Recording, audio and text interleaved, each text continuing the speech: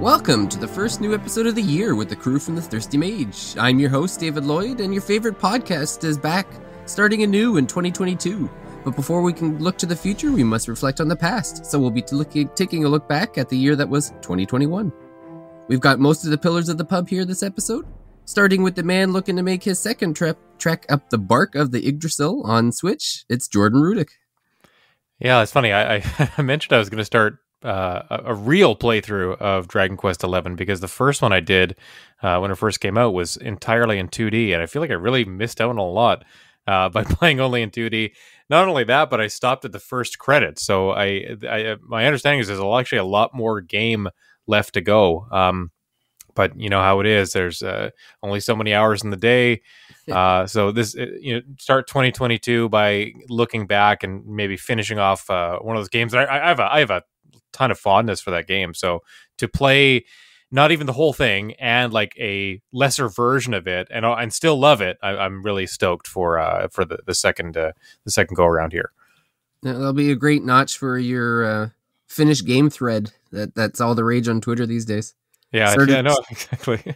It started one myself. I actually started playing. I can't remember what I started playing. I started playing something, and then I jumped on the bandwagon myself, and I'm like, all right, I need a shorty to beat here so I can start my thread, and ended up going through FF3 Pixel Remaster. But before we get too far into it, we'll introduce the next man on the podcast tonight. The New Year started very similar to the way the last one did for this man. And that's with a whole lot of Final Fantasy 14. It's Casey Gibson.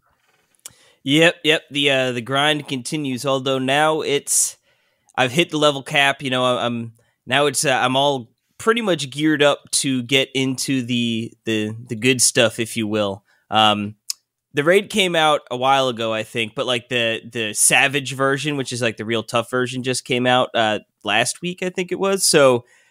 At that point, though, you need to find like a static, like an actual group. So I'm looking into that, but yeah, I'm also looking into trying to start up something new too. I talked to you guys a little bit on Slack there, but I've been all over. Yeah, I was like, man, do I want to go play Dragon Quest XI? Because I never finished that game either. And yeah, I remember when we were playing it originally, Jordan going 2D, being like, oh, dude, like. You're missing out. Like, this game looks too good not to be playing it in 3D. Exactly. But, everyone was telling me that when I was doing that, but I really just did it for a feature. Like I kind of sold out to the man that is NWR just because I was doing a 2D versus 3D feature, so I wanted to beat the whole game that way just to have a little bit more experience to speak on. But and then you didn't even beat it the whole way. I know. Well, he saw some. I think I was gonna miss all the glorious visuals of the first I don't know, what would you even call it after the post credits, I suppose, but it's like 10 plus hours after the first credits, I think. So yeah, I don't think I'm going to play that, but I might be getting Tales of Arise. I feel like it was between that and Ys 9, and I feel like I'm becoming a slave to the spectacle. I need the next gen spectacle, so I think I'm leaning Tales. Well, there's going to be Tales mentioned at least once or twice during tonight's recording, I'm pretty sure. So if that doesn't seal the deal for you, I don't know what will. Yeah. And though she's with us in spirit, she unfortunately couldn't be here in person because she's currently digging herself out of a backlog of review games and Christmas gifts. And that's Paige Chamberlain. And we joke about that, but she's actually stuck at work. So hey! Yeah, we promised we wouldn't do Australian. We promised no Australian accents tonight. Can't guarantee that's not going to happen throughout the podcast at some point. But she gave us a few of. We're going to go through a few topics, and she gave us some things to say in the podcast on her behalf. So we'll see which of us pulls out our best Crocodile Dundee impression and gets ripped up afterwards for it. So. Yeah, we've secretly invited Xander to do just that. I know that'll help Paige start off 2022 in the right way. So. I don't know. Xander might start talking Swedish or something, and he'll start talking about like Mario Sunshine. And be like, man, this is an RPG podcast, dude. Swedish would make sense because he just finished like a stream of Ice Climber. So I think if you're going to speak any language after finishing, some drudging through that game for an hour or two, it might be Swedish. Yeah.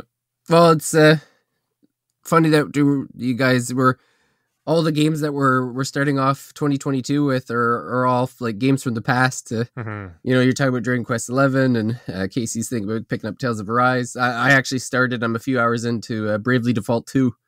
So we're all still a bit stuck in the past. So it works perfectly for tonight's kind of look back at 2021. It's for myself, I actually started a new job this year, and I can already a weekend tell that it's going to take a huge chunk out of my video game playing time, which is both depressing and I would say David necessary. already wants to go back to 2021 in more than one way. Yeah, I honestly think it might have been the most I've played video games since I was like 13. You just gotta find that way to double dip, sort of you're gaming on the clock, or not that you want to use this podcast as a forum for announcing all your dark secrets or whatever, or your little tricks there. But it's about multitasking. It's about I don't know, like that's the way to start out 2022 by finding ways to steal hours from your employer. Automate as much work as possible, so that opens up more time. It is the same office, Casey, that you and I played Rocket League in. So I've proven it works before. He's got experience, yes. Yes, yeah. The switch under the desk on the knees with a little headset in just one ear. Yeah. But are you going into an office, David? Like, or is it work from home right now? No, it's actually in the office because a lot of it's kind of hard to not. The training is. You kind of have to be there to learn, sort of thing, with the paperwork and stuff, because there's someone that has to show me everything. So that makes sense. At the end of the day, we're working towards not having to be in the office, but for the first little bit. But a lot of it's if COVID's going in any direction, it's probably pushing towards not going into the office at some point anyway. Yeah, I don't know. It really just feels like we're giving up in our neck of the woods anyway, where it's just. It's like, it's the new flu. Yeah, it's we're all going to get it, so I guess we just have to deal with it at this point, which is it's too bad, but I don't know, like I don't know what else to do either. So like just rolling with it, I guess. Just play and talk about video games and try to pretend that the outside world isn't falling apart around us. Yeah, right. We'll think about the important things like which game to play next. Yeah. At least in those worlds, we can actually save them. They're not hopeless, unlike the real world. That's right. Yeah.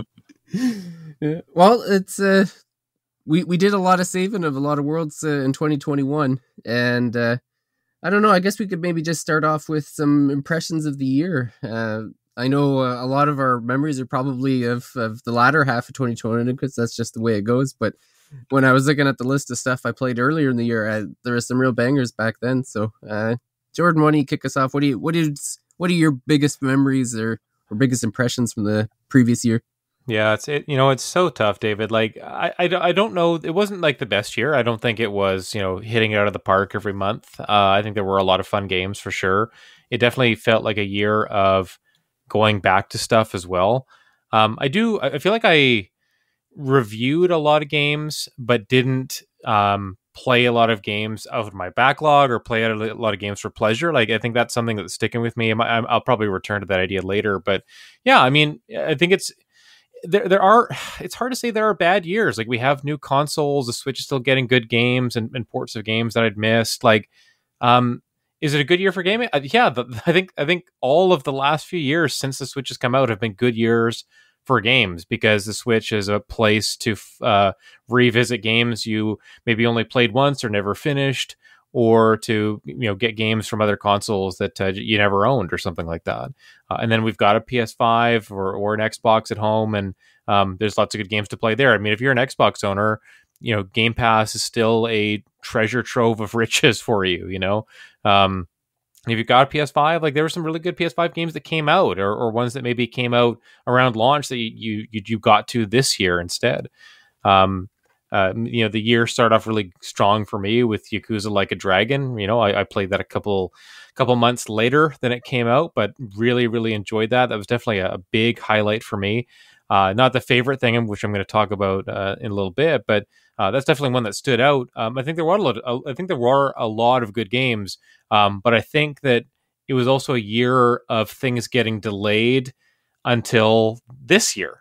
So there was that disappointment of 2021, seeing game after game being pushed back due to COVID and other delays and things like that. So I thought last year was going to be that year where the first kind of year of the pandemic pushed everything to 2021, but it turns out the effects weren't really felt until last year, and so now it looks like everything is coming out this year. So we'll see if that actually happens. But I'm optimistic that we're gonna have a really, really good year this year, but it's not a super knock on 2021. I think it was still pretty decent.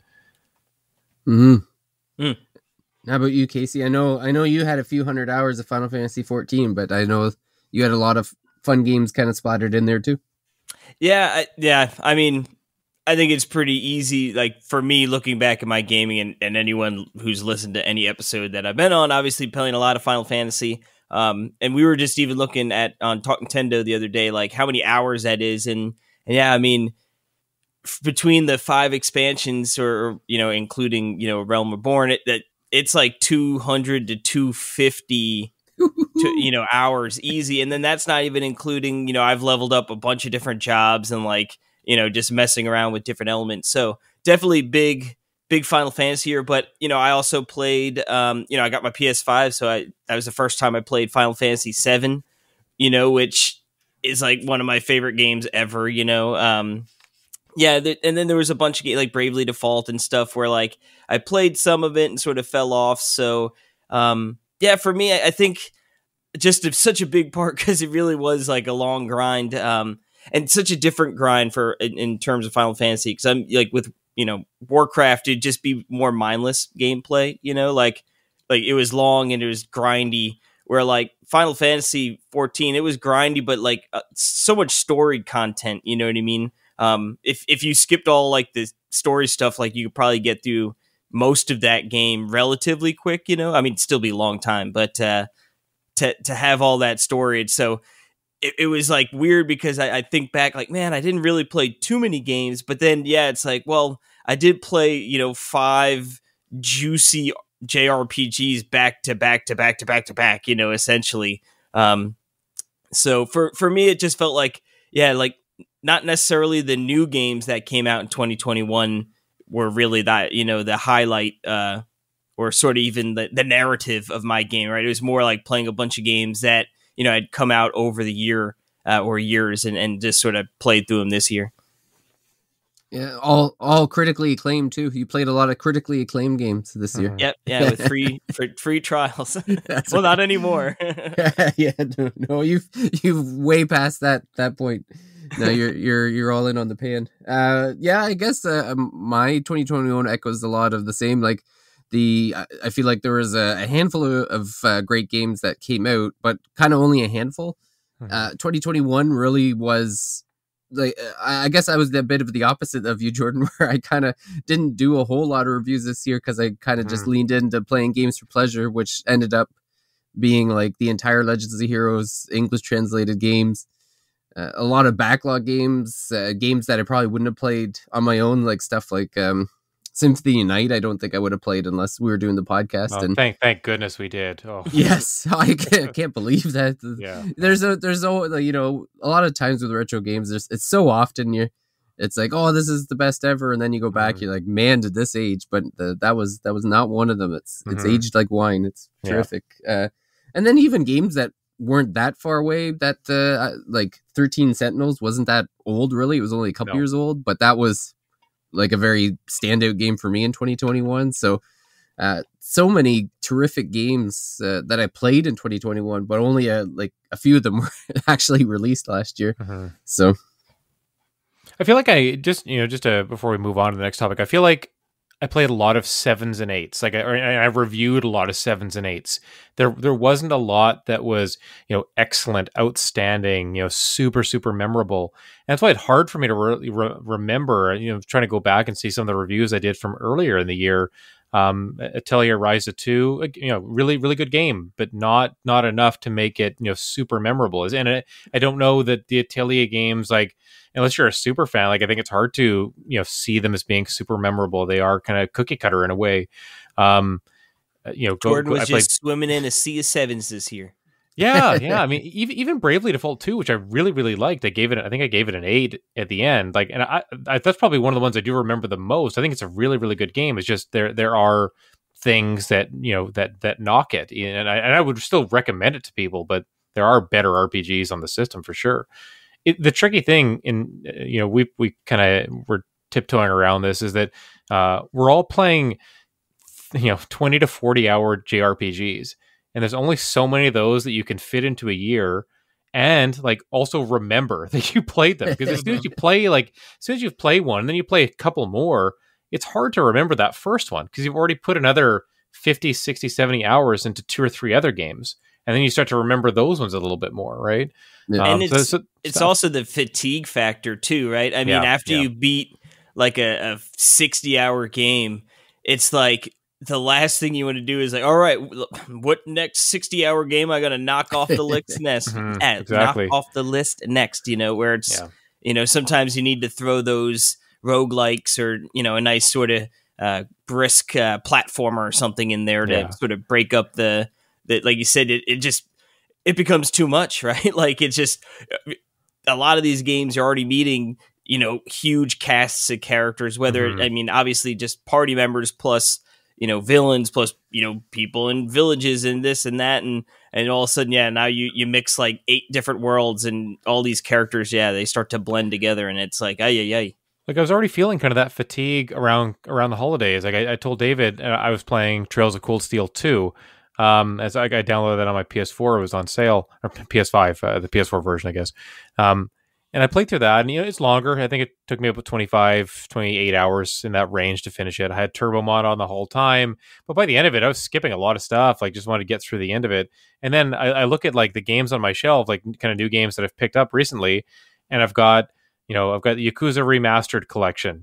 There's probably 100 hours there already. I've got Guardians of the Galaxy, which I've started because I feel like that's probably one of the shorter games I have here. But just, so many new games that I've picked up, on sale. I've got Judgment. I think I've lost Judgment as well. I've got 200 or 300 hours of Yakuza games to play. Just like I don't even know when I'm going to find the time for that stuff. Like, I still want to play Returnal. I'm not. That's the thing. I'm going to talk about something later, like the idea of like, not needing to finish games. I think that's might be one of my, focuses of moving forward, is just the idea you don't need to finish everything. But yeah, the RPG fatigue is real. And that's why I recently got back into Cuphead. Because man, my son found a video of Cuphead on YouTube and he wanted to play Cuphead. So we played a little bit of Cuphead together on the easier mode. He watched you play Cuphead. I mean, yeah, but he sees me beat the bosses, but I try to rescue him as many times as I can when we're playing co-op, and that's a fun challenge for me, trying to keep him alive. But man, that Cuphead is such a good game. I can't believe how good that game is. It's incredible. I'm actually really, really stoked for the DLC coming out this summer. I've been looking forward to that for a while now, but me too. I'm not usually a huge DLC guy, but no. And Cuphead, it was actually funny because that was like a NWR, like Patreon game club game. Like it wasn't even necessarily a game I probably. It's not that it's not a game I wouldn't have played. It's absolutely a game I probably wouldn't have put that time into finish. Yeah, sure. But man, I sure am glad because it was like the penultimate boss in that game is super tough. Yes, and I remember like that was almost my breaking point. But I'm like, no. I was like, I'm doing this. And I remember it took me forever. And then in retrospect, the final boss wasn't nearly as bad, I thought. Yeah. So it was like, whew. I still think the dragon, I think I spent the most time trying to fight that dragon, where the green dragon, where you kind of, the stage kind of reverses. The clouds and stuff, right? Yeah, you're jumping on the clouds at the end there in that final phase. Oh my David, gosh. have you played that game? I played it. I'm pretty sure, like I must own it because I have played it. So it must be on one of the Switches somewhere. I haven't played it in a little bit though, but it's funny. Like when we were talking about platformers in between, like I totally forgot that Cyber Shadow was 2021. Yeah, right. It came out in January, and it was that was when I was doing like a playthrough I thought I'd be like, oh, I'll stick this on, I'll do a whole YouTube playthrough and stick it on and just kind of see what the experience is like. And then realizing that Cyber Shadow was also a very difficult platformer, and getting to the boss and just struggling through it, and I'm like, no, like this is gonna, like, I have to get this on YouTube. I have to finish it. I'm not gonna like put 95% of the game on and then not finish the game. So I ended up just getting, just making it, just beating the boss, and the feeling though afterwards is great. Like when it's like, you're on like the 80th time you're trying to beat the boss, and you finally get it, and just like the kind of euphoria that goes over your body where it's like, I'm done. I mean, that's the thing about Cuphead is it's only those experiences. It's almost Dark Souls like in a way that like it's the boss fights are so, the game is basically all boss fights, and they're so epic.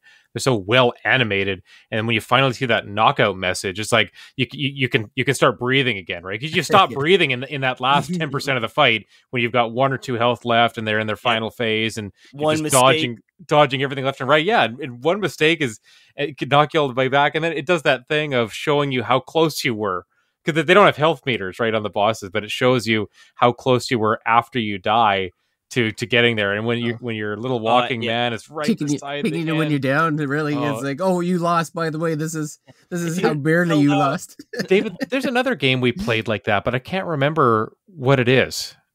Another game we played where it doesn't show you your progress until you die. And I know we've talked about it on the podcast, but I was racking my brain trying to think about it. But yeah, I don't know. Yeah, I'm not sure what, but I bet you there's probably 10 games that we played and probably finished, and like, unless you named me the game, I wouldn't remember that I played it. Yeah, no doubt.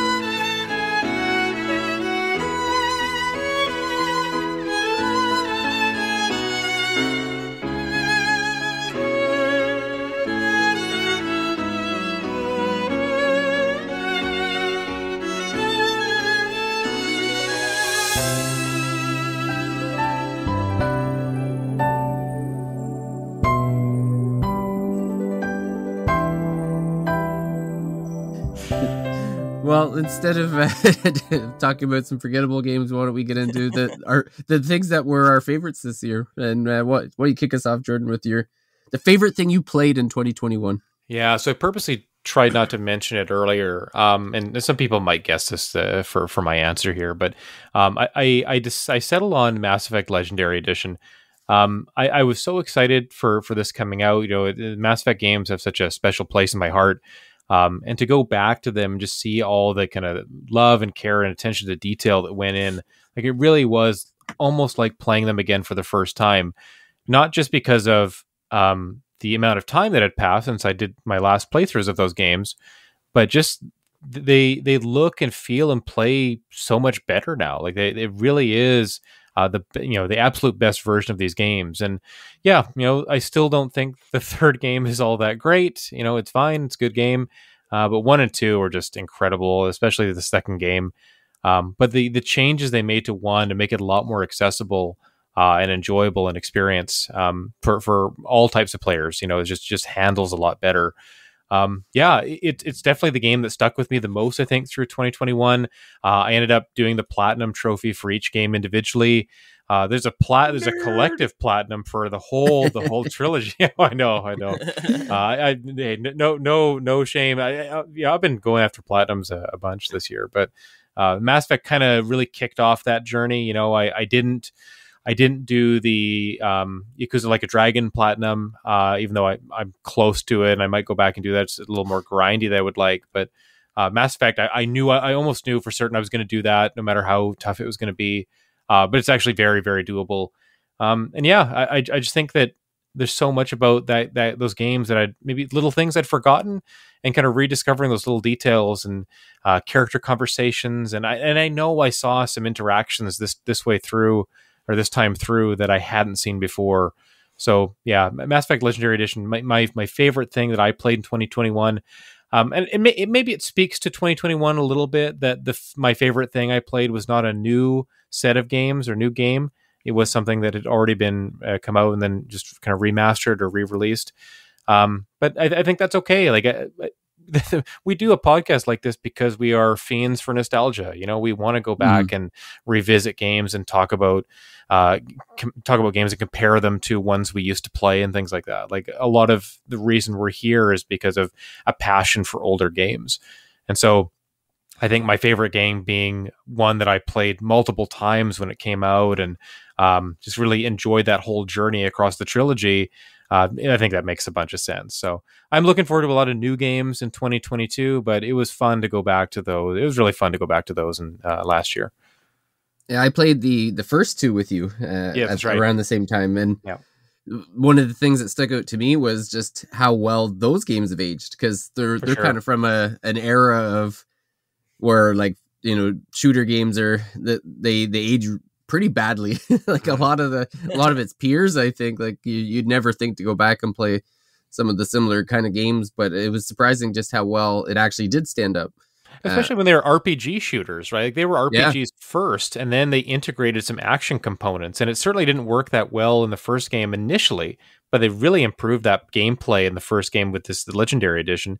And then the second one, the shooting was really good, and it just got better here. Yeah. Oh yeah, totally. And just with what's the developer's name? I've already lose Bioware. Yeah. Bioware kind of taking those, like, the kind of Japanese sensibilities in like the RPG game style, but making it feel completely Western. Oh yeah. It just showed how well that works. So that was one of the things that I liked so much about it, was that it takes, like, the relationship building that you usually see in those, like, Eastern style games, and really made it work. And all three games have a really likable, relatable cast. Like, you want to get to know these characters, and then the relationship dynamics and everything, and then you can see other characters form relationships. Like, I play through, Garrus and Tali ended up getting together. I'm just like, you kind of walk in on them having, making out or something like that. It's just, I either hadn't seen that before, I'd completely forgotten about it. But just one of those, like, oh, that's happening behind the scenes. Like, that, it's just a really funny interaction to stumble upon. But a great feeling when your whole team survives the finale of the second. Oh one. yeah. I mean, and it takes some doing to get there, right? Like, you really have to. There's a lot of extra missions you have to do and decisions you have to make sure everyone survived. And I was, the playable characters all survived in my playthrough, but not all of the crew members survived. I think I lost Kelly Chambers, who was actually really that's some poor captaining. Yeah. Yes, it was. He was too slow getting through that final stage there. I was, yeah. If you take too long doing the final missions, and that's the problem of trying to be a completionist about it, is that you forget that there's a little bit of a clock on you there too.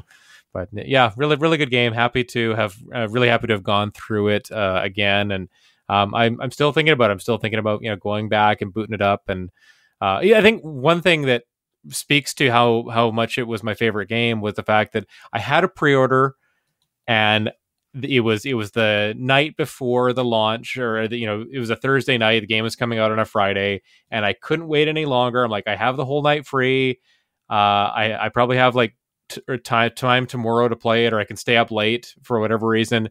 And I just decided to, pay the full price. Again, I had a full pre-order paid off at GameStop, but I decided, nope, I'm going to download it on my PS5 right now, because I don't want to wait. I don't want to. I can't sleep. I'm not going to be able to sleep if I don't play this game. So I think that's one, and I don't ever do that, really. So the fact that I did it with this game should say something. Mm-hmm. Well, I know for Casey, I know the game that I'm sure was his favorite for 2021.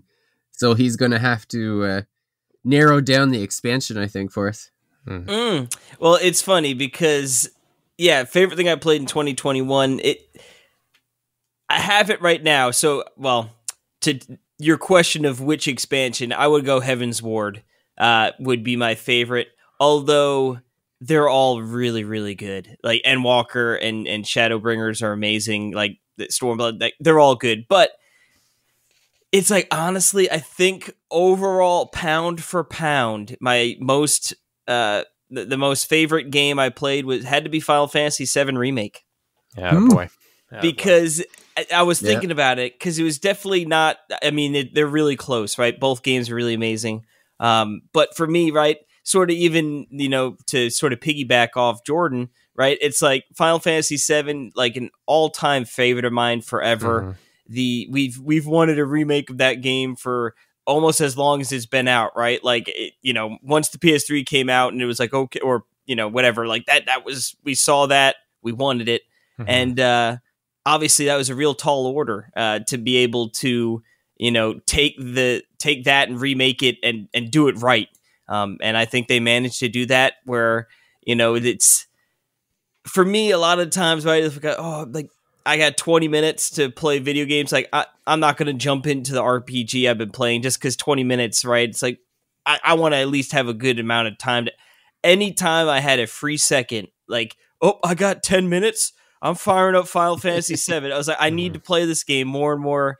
And it's just, yeah, I think the fact that it like was able to live up to expectations and even in some aspects exceed them, man, I can't wait till part 2 comes out. I know it might be a while, but my God.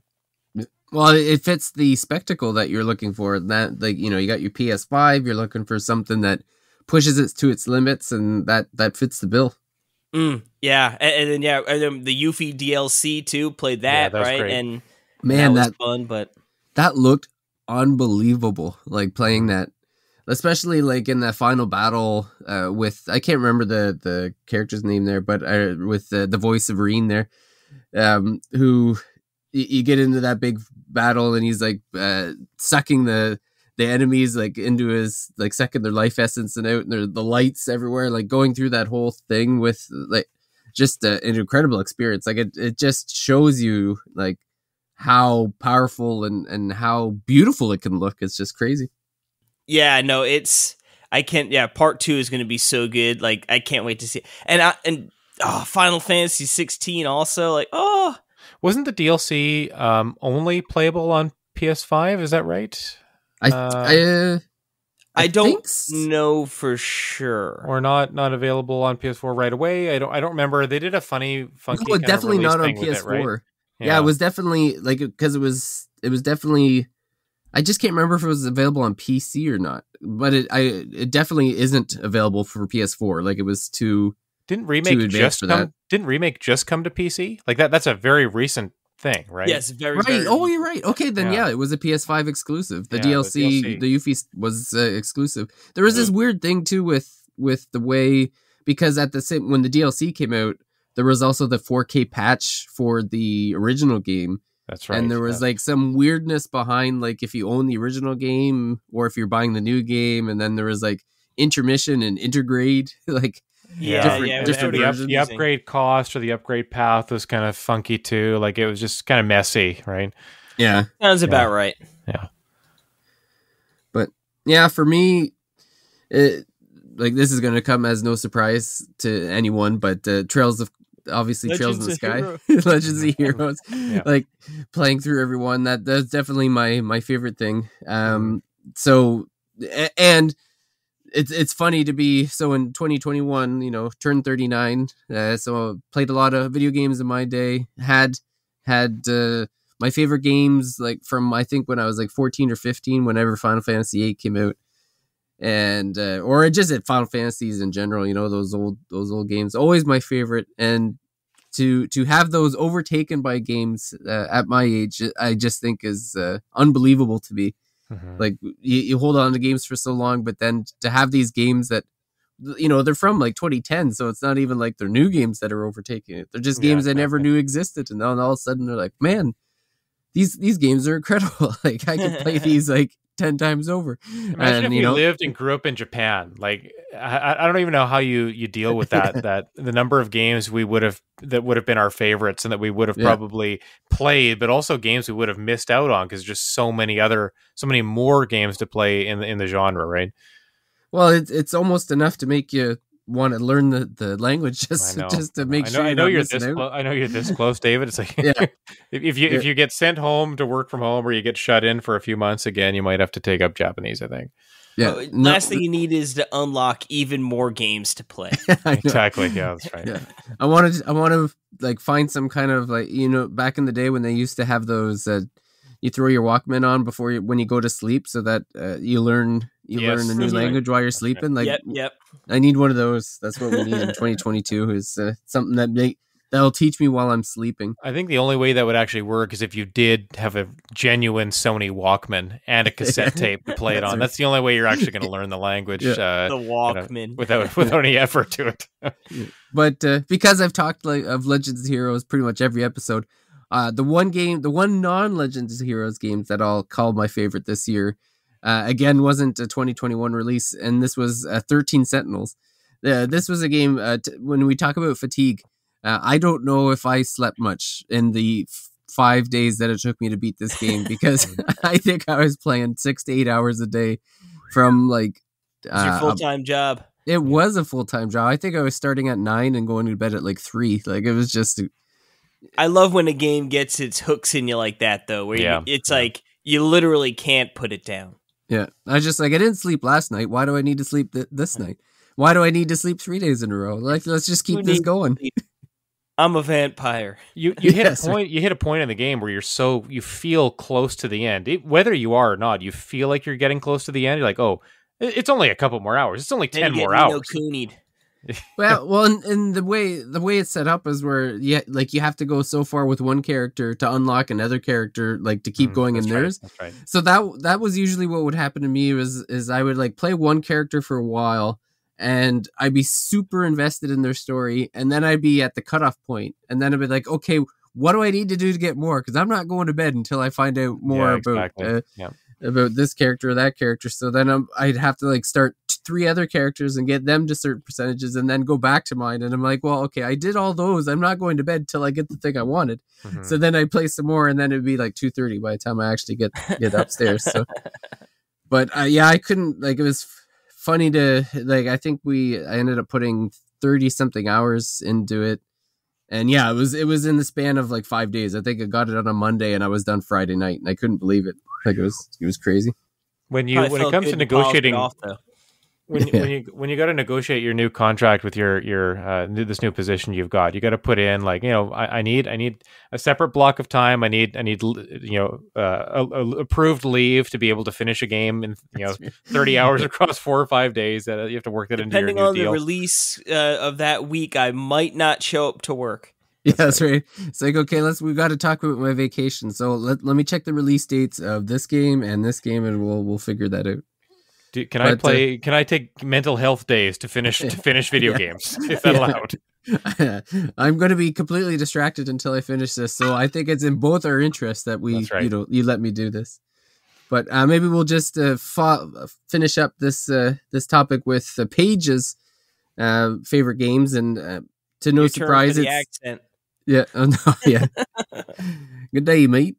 Oh. And we've lost Paige for another month. Yeah. Thanks to that one gaffe. Well, her favorite game for 2021 was, she says it was likely Endwalker. It has to be the winner. But she did list a few others like Eastward, Spiritfarer, Kiwi, Cruisin' Blast, or WarioWare, which that's a surprise to me because WarioWare was fun. Yeah, it was hit or miss for some people, though. I think decisive game. Yeah, divisive. Yeah. Divisive. It was definitely not my favorite WarioWare. I did review it. It came out at kind of a funny time, but yeah, I guess I did want more from it, especially the online component. I've got Eastward on my wish list. I'm looking forward to playing that at some point. Spiritfarer I downloaded, haven't played it yet. I think it's funny, favorite thing that Paige played, and she's listed like 5 or 6 games here. But good for her. Like she's having a hard time deciding between non-Final Fantasy 14 games that were her favorite. More power to her. But it is kind of an eclectic list. It's kind of a little bit of everything, I guess, she was playing. So that's kind of cool. Mm-hmm.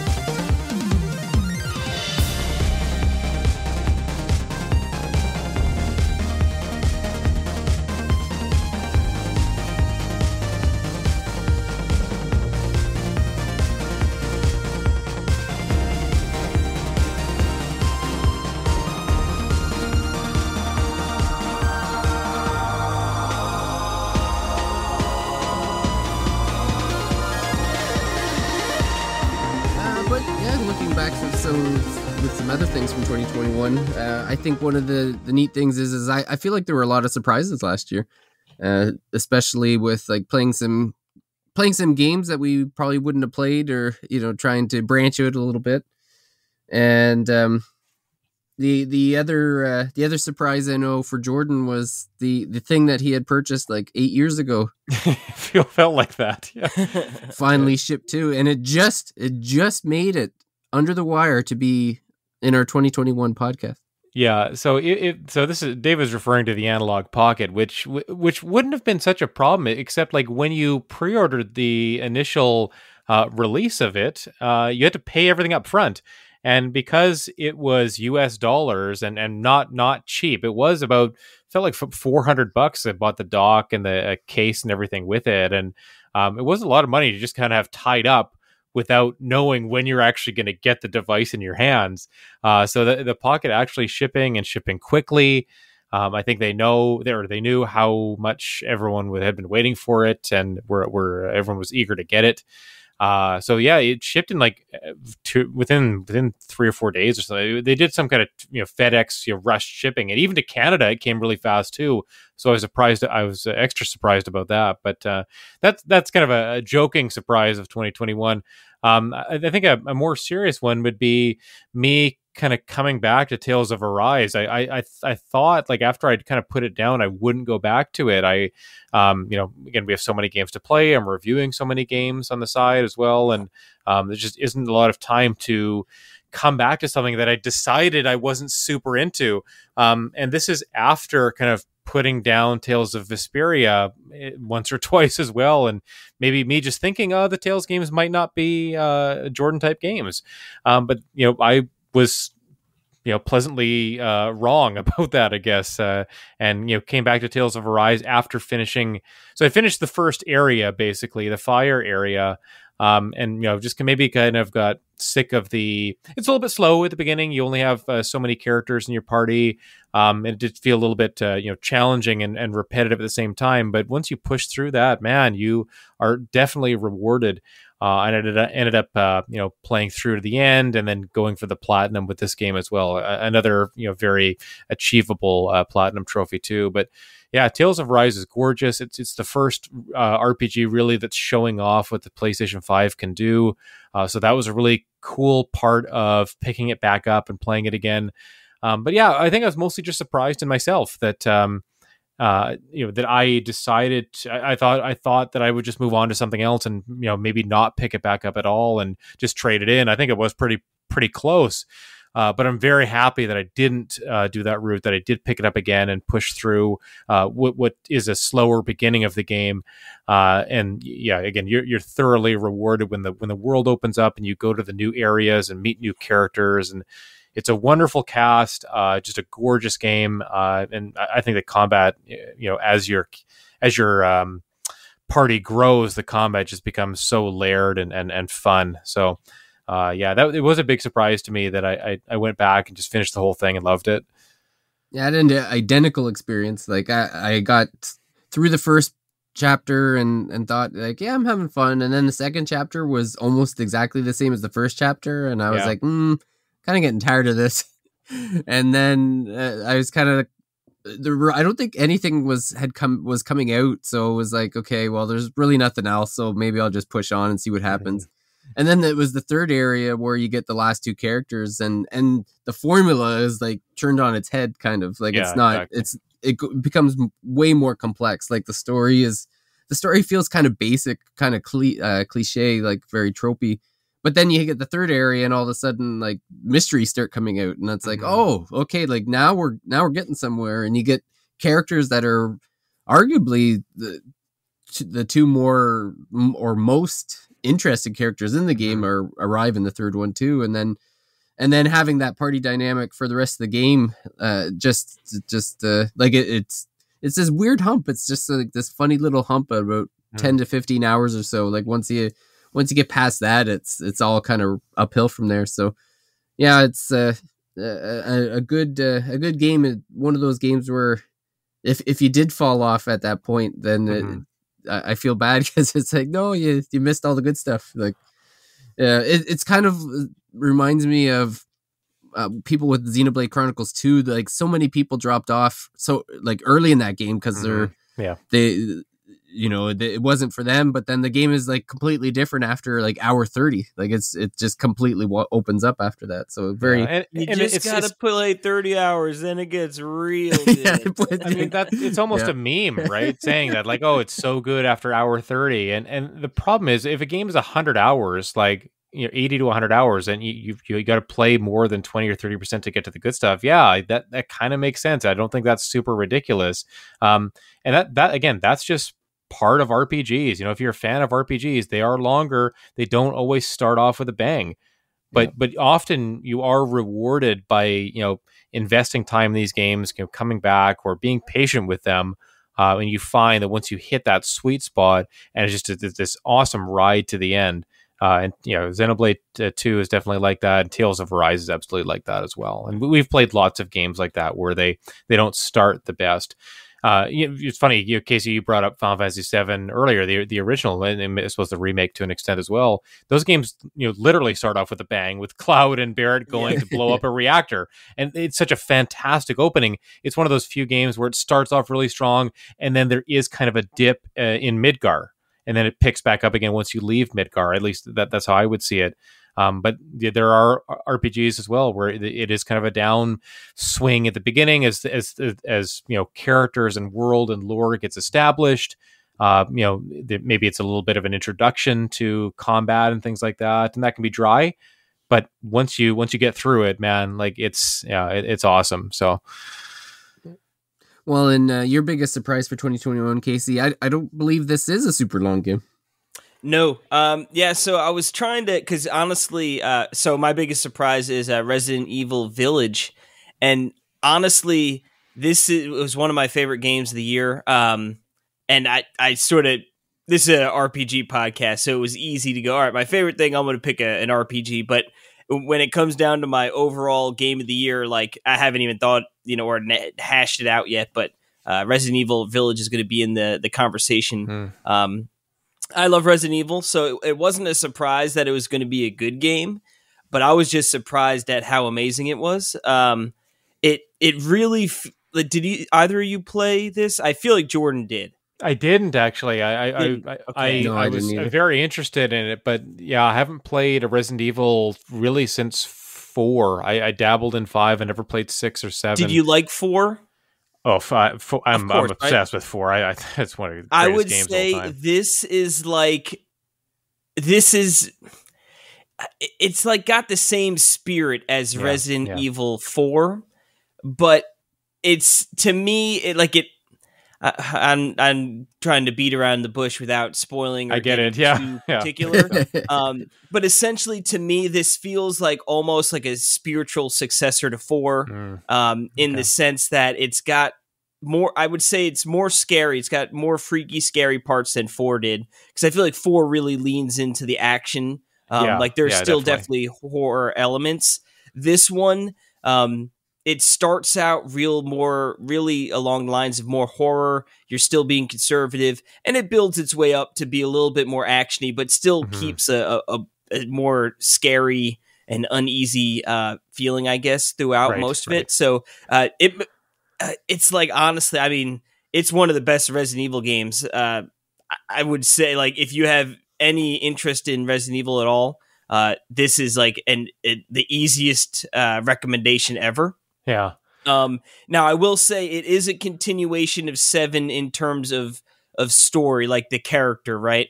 But I think you could play 8 without playing 7. Okay. And you're going to be okay. Like you'll miss, like you won't, obviously, you'll miss some parts, or some parts won't really hit you because, like, oh, you just didn't sort of, get that. But I'm pretty sure they've got like a nice little recap in the beginning. But yeah.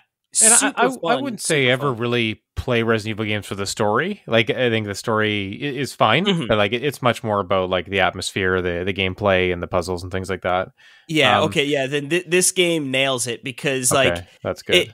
The one thing, it sort of like breaks up into like 4 main areas, like, and like again, I'm not gonna like get too particular into spoiler stuff, but like they each sort of have like a feel to it, which is cool. I like that. I'd heard that. I'd listened to podcasts and read about the games, and I think that the way it's divided up sounds really interesting to me.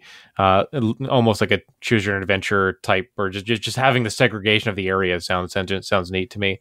Something I can't get over, Casey, and maybe you didn't find this a big deal. The first person, like I'm so used to Resident Evil being that behind the shoulder view, tank controls or whatever. I don't even care. Like it's more just like I like that perspective. I like that camera angle. So the switch to first person is something that's turned me off a little bit. Why I didn't play 7 especially, and why I've been hesitant with 8. I can't reconcile that. I don't know if that's something that really bothered you, or is it something you thought about? I don't know. Yeah, I think Resident Evil Remake 2 does it all. Like does a real nice job of sort of keeping it over the shoulder third person, but like keeping like the camera in really nice and tight, so it's still like you don't ever feel comfortable because you don't see a lot of it. It's almost a hybrid between first person and third person in a way. Like you're right, it is such a tight camera angle.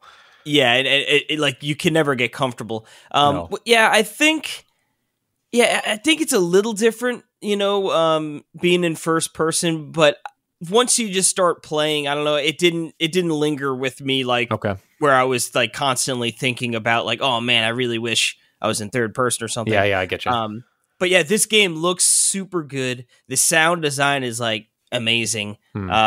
Yeah, I could not recommend Resident Evil Village enough to anyone. Cool. It is super good. Yeah, if I can snag it on sale, I'm gonna do that. I'm gonna do that this year. Like I think it's I've been heard out. So much good about it, and early, so it wouldn't surprise me if you're gonna start seeing some heavy discounts. Yeah, I think so this too. year or throughout the year. Yeah, my biggest surprise of 2021 is kind of in the same motif as Village. But before I get into that, I'll just list off Paige's.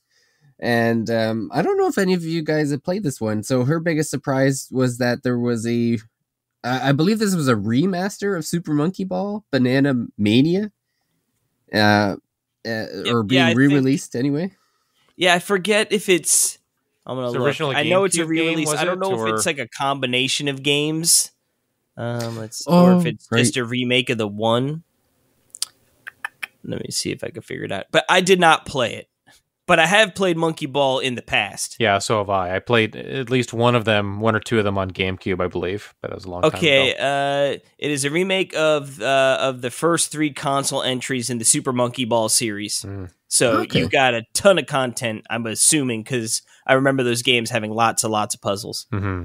Yeah, and so her biggest surprise was it came out and that they managed to ruin the minigames, which were the best part. Oh, no. Yeah, they were the best part. She had me in the first half there. I thought she was exactly. So that's too bad. But I guess my biggest surprise isn't even really technically from 2021. It was we actually mentioned it earlier in the pod. It was that Symphony of the Night lived up to the hype. It's one of those games where I kind of even avoided because people talk about how great it is, and I've never had good luck with Castlevania games. Like I've tried a bunch of them, and I usually drop off like 20 minutes in because it's just the movement or the way it plays has just never really appealed to me. It just kind of feels kind of slow and clunky, all the versions I've ever played. So Symphony of the Night is definitely not something I would have even bothered to try myself. I think Paige actually was pushing to play this one. It was on sale for like dirt cheap on the PS Store. I think that was like one of the games that we were talking about when there was I guess we had the hype of the Vita and the PSP stores being taken away from us in 2021. That's right. Yeah. And that was one of the games that was coming up, was that you could pick up, it was like a PS1 classic. I think it was like a PSP version or something. And they actually had like a collection. So we were looking at that. It was on sale. But then what was also on sale that I think you picked up the same one as me, Jordan. There was like a remastered classic version of like It and Rondo on PS5. So we ended up playing like a 4K version of Symphony of the Night on the PS5, and it was fantastic. Like I couldn't believe it. Like it. And I've even tried other ones afterwards, and I'm like, I'm not getting the same feeling. Like this is like such a unicorn for me. That this game just feels so incredible, and it makes sense because it's like the most RPG type, I guess, of the Castlevanias, or at least one of them. So it makes sense, but everything about it was terrific. Like the combat was smooth enough that I didn't have those same reservations about the slow clunky. Like I was able to move around fast enough to keep me happy. All the different like ways that you could like switch to like a gas and a bat and everything was hilarious. Yeah. The weapons were great. I loved like at the very end of the game, I ended up getting like one of the drops that's like a 2% drop or something that rarely gets picked up, like one of the powerful weapons in the game. And then finding out that like trick with there's like the Alucard shield and one of the magic bars or something, staffs or something, where like you create this like super weapon or something. And the music, I couldn't believe how great the music was. Like it was fantastic. Just a surprise to that so few games live up to the hype, and that gets built up over years and years of nostalgia glasses making things sound better. But this one definitely was everything that it lived up to be. Now you've really screwed up because the first Castlevania you finish is the best one, and now now you got to play the rest, and it's all downhill from there. Hold the phone. Super Castlevania 4 is incredible. It's different though, right? Like it's a different style game. Yeah, that's it's the platformer. Yeah. Which to me is better. It's fantastic. I mean, I'm not going to debate you. Like, I think Super Castlevania 4 is excellent. I like both styles. I think they're pretty different though. I think like it's hard to say. It's like Castlevania versus Igavania kind of type. I think. Yeah. That's my cup of tea is definitely more in the platformer range. Sure. Maybe a 2022 then for that one, just to give it a good shake. It'd be nice to do like a comparison kind of episode where we play maybe another Igavania and combine it with playing one or two of the platformer games, which are quite short. And you can buy the Castlevania collection. It's always on sale for like 50% off. You get like 7 or 8 games there. And then, if you have the SNES Classic, Super Castlevania 4 is on there too. That's right. Yeah, I think the NES Classic might have all three. It might even have all 3 of the Castlevania. I can't remember. Oh, gosh, it's got to have some at least. It's got to have at least one, but it might even have all 3. I'm gonna look that up. But well, for I'm gonna flip the top. We got 2 topics left, and I'm gonna actually flip them around because I want to end on a positive note. So we're gonna have the one negative topic that we have, and that's our biggest regrets for 2021. And I'll start off with Paige's. And so her biggest regret was not starting Guilty Gear Strive when she got it. She opened the actual game on December 31st and then paid for the PS Plus specifically for the game. And then just generally not playing a ton of games so she didn't get to start it. I guess that's it. So she paid all that to start it, never did actually play it. But on top of that, there was a lot of games that she wanted to play this year that she was looking forward to, and life just kind of got in the way, or even just time. Like there's just not enough time in the year to play everything we want. So that was her big one. That was kind of along the same line for me, where I was super excited for Nier Replicant. I had it like bookend. I had I kind of like budgeted my money for, I think it came out in like April or something like that, around that time, and I was thinking like, oh, okay, well, this is my April game. And then I don't know, I think I was probably on a Legends of Heroes kick and then just forgot that it existed.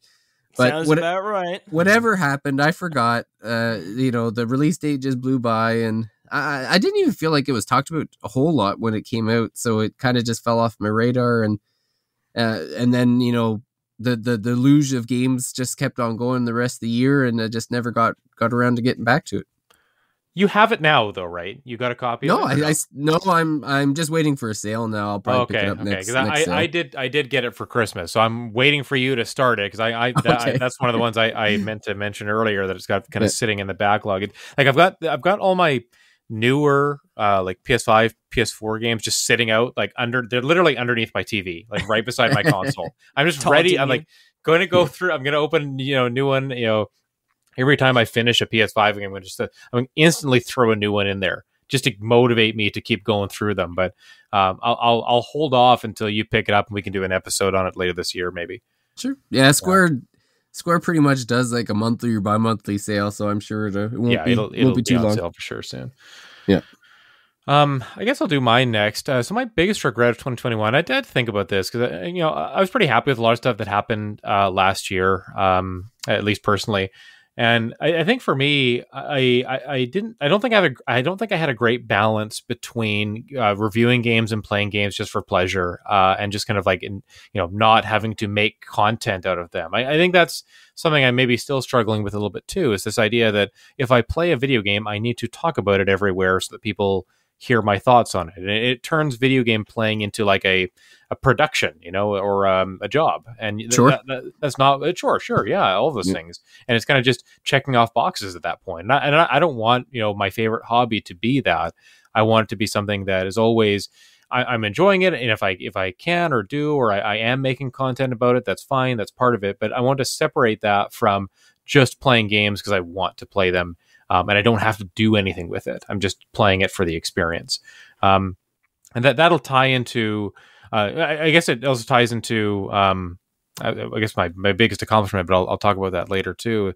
But yeah, just the idea of like, if something is sitting on my shelf, I want to play it eventually. I don't want to just keep putting off games and keep picking up review games. So just I guess a better balance or something like that. I guess that's what I'm hoping for. So yeah, that's what I'd like to do going forward anyways. Makes sense. Yeah. I think especially when I was doing more reviews, I don't do too many these days. And I think it's because that fact, it was like, especially with, again, we said a million times, RPGs being so long, they're hard to, if you're reviewing one, it's sort of like all your attention has to go there. Right.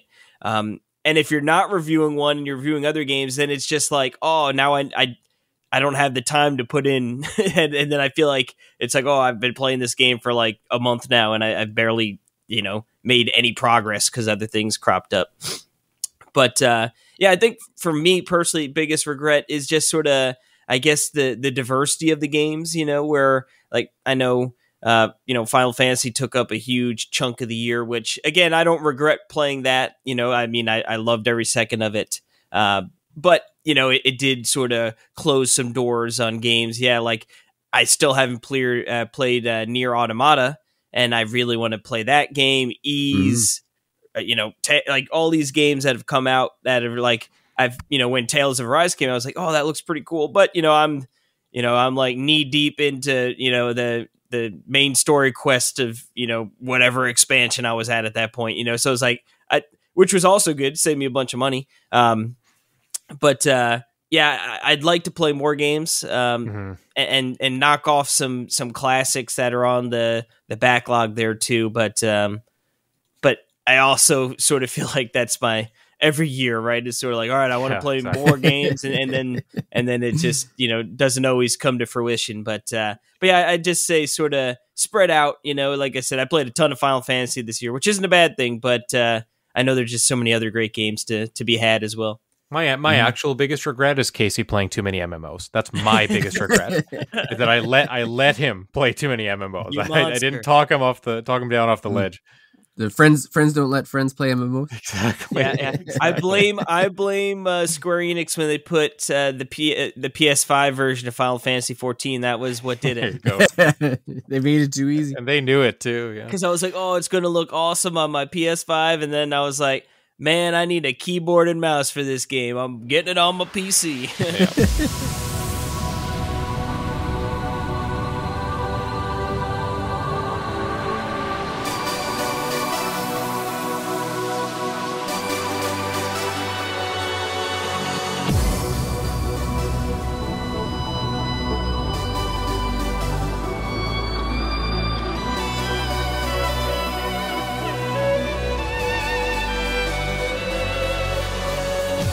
Well, Jordan, you said that your accomplishment kind of piggybacked off the regrets. So why don't you kick off your biggest accomplishment of 2021, and we'll end on a positive note. Yeah, so I guess it's funny.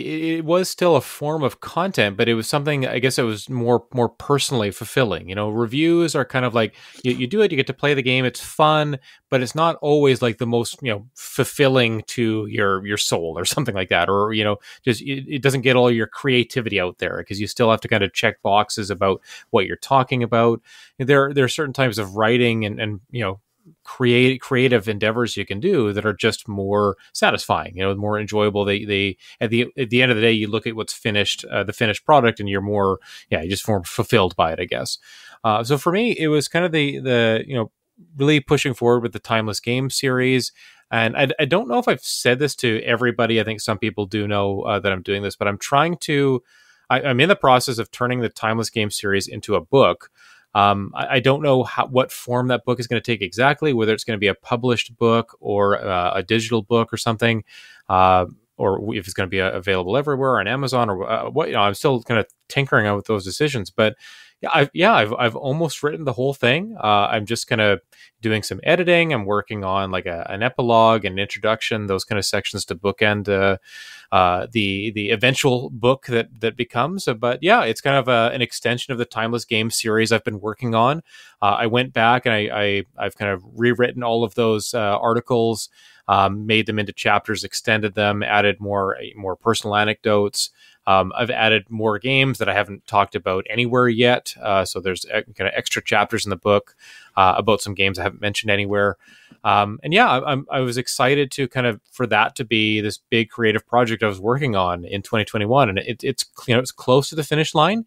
There are still a lot of polish and things that need to go into it. And then the actual releasing of it is obviously, there's a lot of challenges there too. But that's something that I'm hoping to put out this year. But last year there was a big year in terms of making that a reality, making it a thing. So look forward to at some point in 2022. I hope a book filled with timeless games and kind of anecdotes about my life and my connections to the game, to these games that all build off of the articles and videos I've already put out. That's a terrific accomplishment. It's looking forward to it, whether it's you do it on like Amazon or Kickstarter or whatever. Yeah. Looking forward to reading it. Thanks. Yeah, sure puts my my accomplishment. Should I gone last? I'm sorry. I was gonna say you and me both, David. Yeah. Oh man! Apologies. I wrote this wonderful book. Well, I beat a game, so screw you. No, not just one game. Don't sell yourself short, David. You beat like 7 games, and you beat them 3 times each. So you might have put in more hours than I did, actually. Yeah. How many hours it take to put into that book? Yeah, that's right. No. Yeah, my big accomplishment in 2021 was playing like 400 hours of the Legends of Heroes, because it was funny because I didn't even think I know I've been playing it like the last couple years, so I didn't really think I'd actually played all of them in 2021, but I actually did because I replayed a bunch of them. So I actually went back and looked at the timing, and I was like, okay, so I did beat the Steam tells you when you beat it or played it and stuff, right? So I went on to Steam and I played the Trails in the Sky trilogy like April, May, and June, I think. And then then again in September, and then in December. Yeah. Well, January was Trails of Cold Steel 1 and 2. And then in April I did the Trails of the Sky trilogy, and then that went right into the Crossbelts arc, because the two. So I had started Trails from 0, and then Trails to Azure's localization came out like right when I was finishing that one. So I just kept playing right through that. So I played those 2. And then I was, when I finished Trails to Azure, I was like, okay, well, like there's only 2 games left I haven't played. I might as well just play them. So I ended up playing like 3 and 4 of Cold Steel right after that. And it was funny because playing Trails of Cold Steel 4 after having played everything in the same year, it was a much different experience, because I'm like, I know that reference. Yeah, like, everything's so fresh. Yeah, everything. Yeah. And the first time I played it, I had only played like one. I think I played like 3, and then I played Sky, and then I played 4. So I didn't have a ton of reference, but I like when they all get together in 4, I like knew everyone that was there, everyone's backstory. It was such a different experience. It was terrific. Made me appreciate the game more. So I guess that's my my big accomplishment. Looking forward to one day when they start localizing games I haven't played yet, but I guess in the meantime,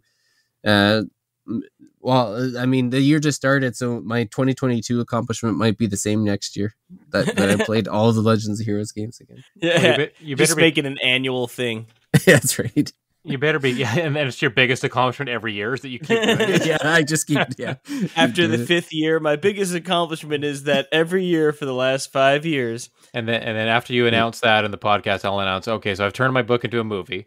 Yeah. Then there's a sequel. Yeah, I'm talking to Steven Spielberg. He's going to be directing it. Yeah, that's right. And I'll watch that movie as soon as I'm done the 3rd Trails in the Sky. Yeah. I can't believe, Casey, I can't believe David doesn't get a nerd comment from you after when he had 400 hours of bloody Legends of Heroes games last year. Like, oh my gosh. Well, you know what? It's because, what is my biggest accomplishment at 2021? Yeah. Well, 300 years.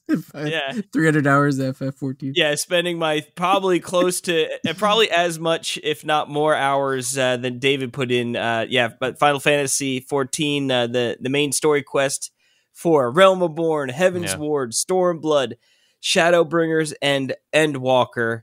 5 full-fledged games. I did it all. And I think it came out in May.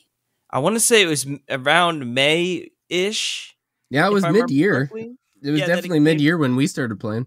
Yeah, so in half a year, I put together quite a number of expansions done and characters leveled up, and I think what's so cool about Final Fantasy 14, and it's probably cooler had I started back when it first came out to see sort of the culmination of this arc coming to a conclusion, 8 years or 8 to 10 years in the making, whatever it was.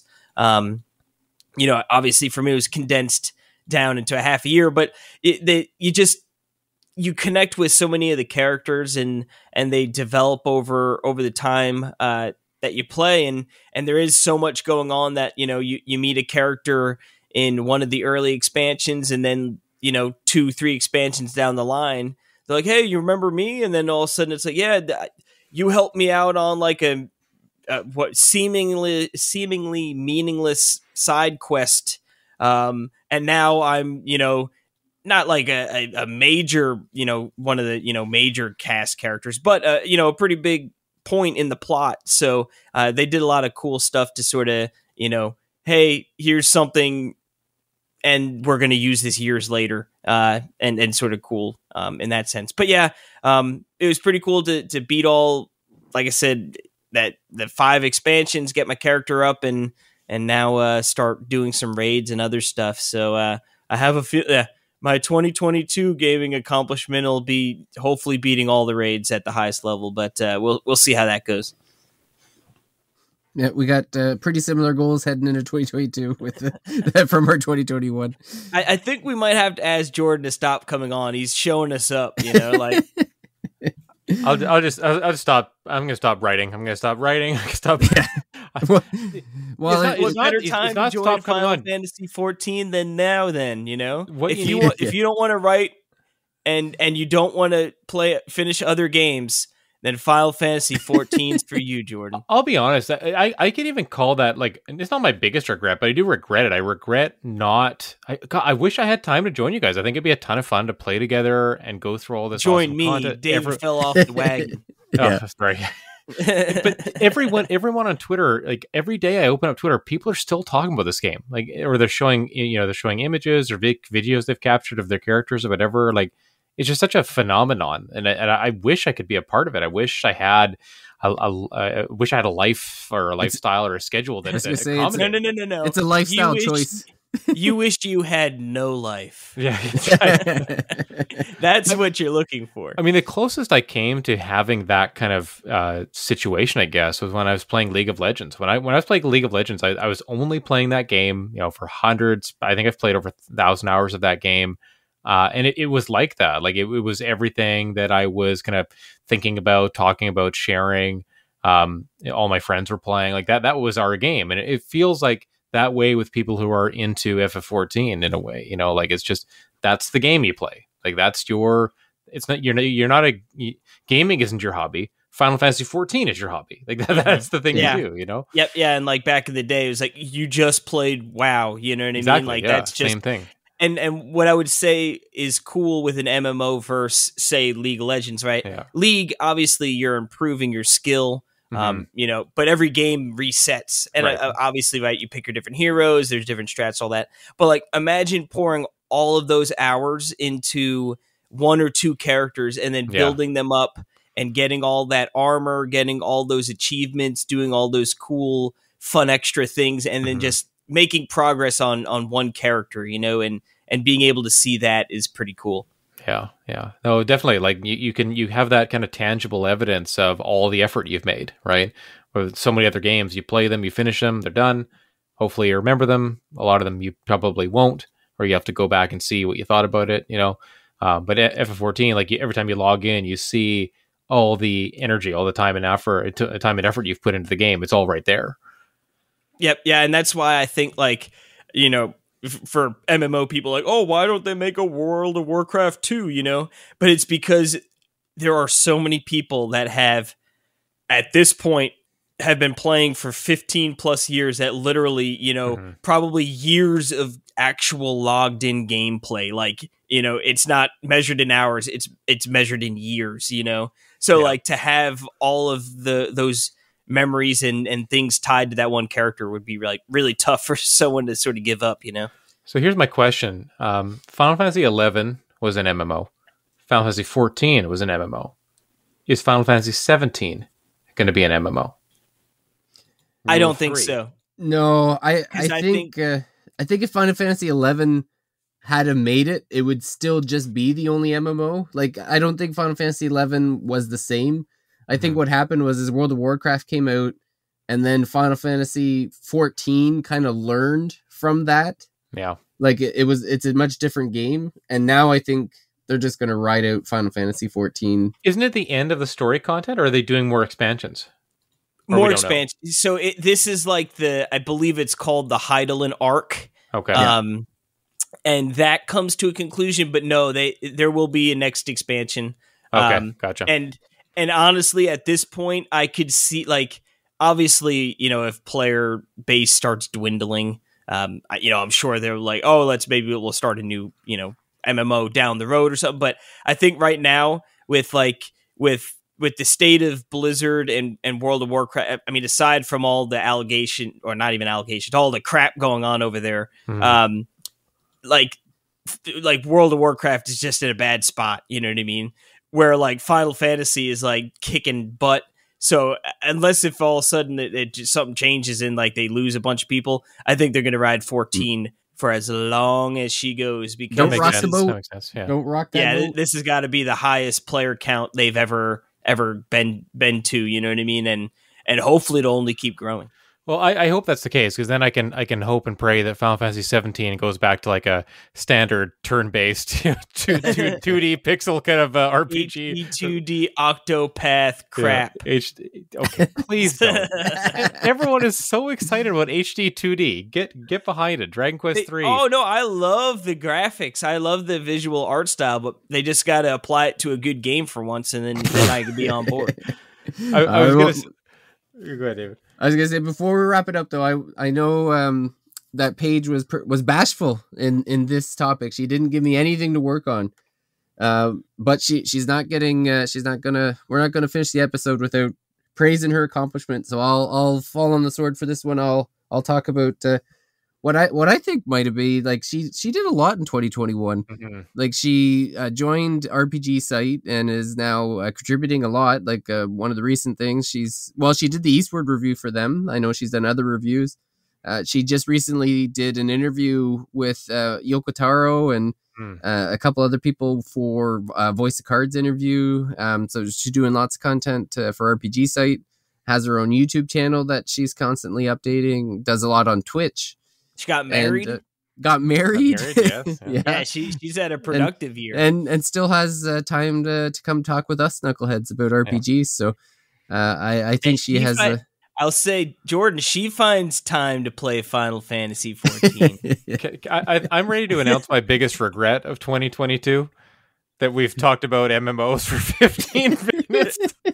Well, that's the thing. It's just we'll just slowly, ingrain that idea. We're watering the seed right now. That MMO seed for Jordan. Not a chance. No, sorry.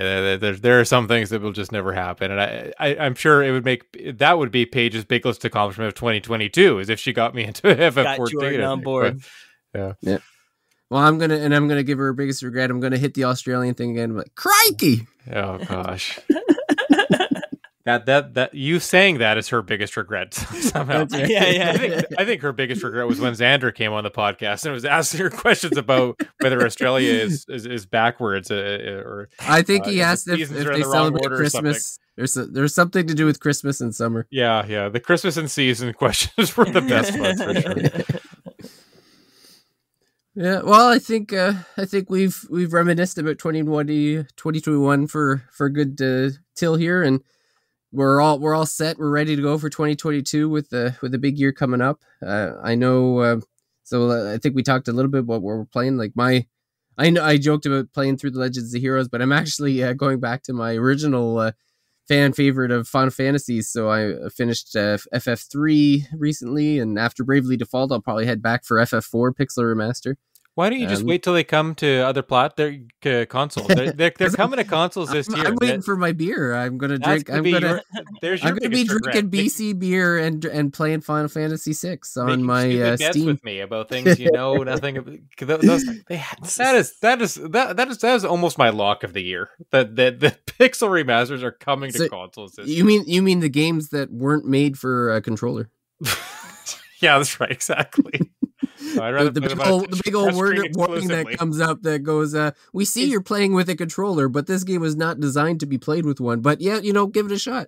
It's going to come out on the Switch, and you can only play it on the touchscreen handheld. Yeah, that's right. Yeah, you got to use the controls on the what are they even called? The virtual controls, I guess, on the screen. Yeah.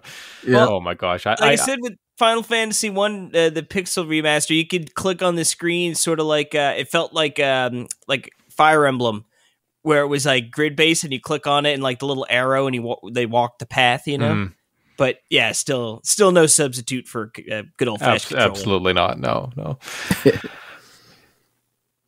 I don't know if I'm closing the episode here, David. You go ahead. You close. You changed up the introduction. You didn't say greetings, welcome to Thirsty Mage. I'm like, oh, we're doing things completely different here. New now? year, like, new David. That's right. I'm just flying by the seat of my pants this year. No, it's good. It's good. I like that. Yeah, that's fine. But it feels like we haven't got together in a long time to record an episode. I'm glad we got a chance to hear and look forward to many more. It's always fun to look back, but yeah, I think we've got a colossal year of games to look forward to here in 2022. It looks like we're going to be, enjoying the fruits of many COVID delayed labors, so to speak. So I mean, there's a ton of stuff to look forward to. I know we're going to talk about that all soon. I'm sure we'll be getting, Nintendo Directs and PlayStation presentations and all sorts of good stuff coming out from things like that soon. But thanks everybody for listening to our kind of recap of 2021. Stay tuned for lots of good content from us through 2022. We'll have Paige back here soon. I know she's been working a lot as well, but I miss talking with her as well. We've got to do an episode about our Secret Santa games. So that's something to come up in the next week or two once we can get our schedules figured out. But I hope everybody has a safe and happy 2022. I guess it is our kind of Happy New Year to everybody episode. But yeah, good chat with you, Casey and David. I hope you guys are well, and look forward to more episodes, more games in the future. Amen. Mm-hmm. And with that, we'll call it a night. Hope everyone has a great weekend, great week, and we'll talk to you soon. Bye for now. Adios.